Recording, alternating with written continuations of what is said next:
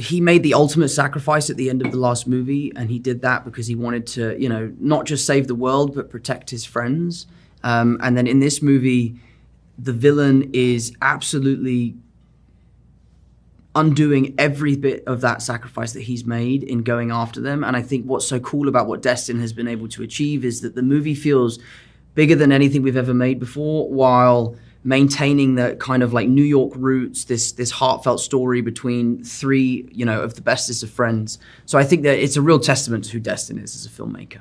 I was really worried about it, to be honest with you. You know, tonally, it's so different, and I think as we all are, you know, enormously protective of the characters that we play and the fans that, you know, Frank means so much to, and you know, he's not a guy looking for any way out. He's not a guy looking for any lightness. So I was worried about it, and what I was met with was that exact same sort of concern and care and level of commitment from Tom and from Amy and from Destin.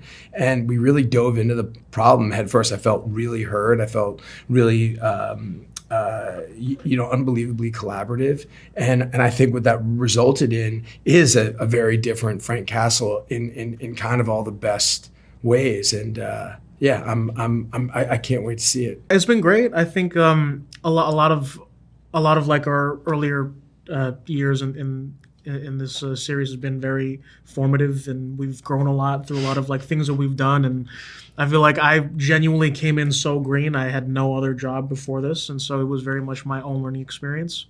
And I was very lucky to have everyone be supportive of me, and it's been just a really great journey for all of us. And you know, Ned and MJ's lives after the spell and after the third movie, they've kind of just grown up without Peter and kind of lived full lives, sadly, without him.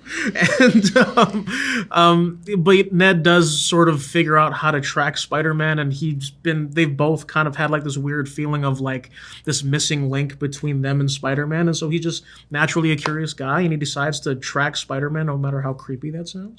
And hopefully he has some sort of closure with that.